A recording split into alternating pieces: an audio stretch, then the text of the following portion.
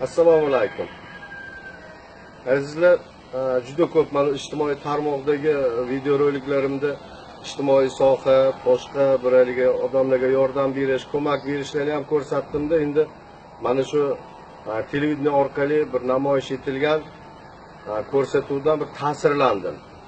Xitoyda qayerdadir bir kishi bir qanaqadir olim ixtiro qilibdi, material bor ekan, odam ko'rinmaslik holatini qiladigan material bor ekan. Endi shu holatdan kelib chiqib, men ham nima qildim, qiziqdim shu materialni olib kelishni, shu haliga kamzo'r tiksa bo'ladi deb, juda kelajakda juda ajoyib ishlar bo'ladi deb televideniyadan reklama qilishdi.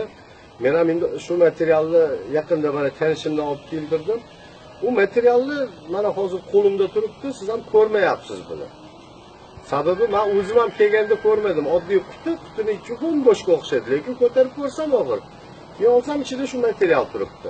Endi mana shu materialni ochib men ham oldim, shuni endi ochib sizlarga ko'rsataman. Mana shu material mana. Hozir ko'rib turganingizdek, men haqiqatan ham yo'qmanmi, bormanmi? Bu materialni mana zo'rlik xususiyati shundaki, haqiqatan ham ko'rinmas ekan odam. Mana yuzimni ko'rmayapsiz. Qo'lim ko'rinyapti mana. Boshdan oyoq ham ko'rinmasligi mumkin bu materialda. Bu materialni juda zo'r ishlashgan ekan haqiqatan ham. Mana bundan hozir men nafaqat kamzo'r, balkim keyinchalik kostyumshim ham tikib olsam, kiyim ko'rsam faqat kallam ko'rinishi kerak. Endi kallamni ham yopib yurish uchun bundan bitta niqob yasab olishim kerak bo'ladi, mana bundoq qilib. Mana material mana. Juda zo'r, ajoyib.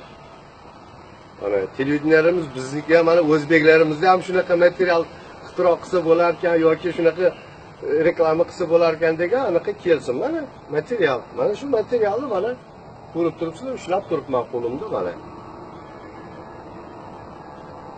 Rahmat, mana material zo'r, Xitoyda ishlab chiqarilgan.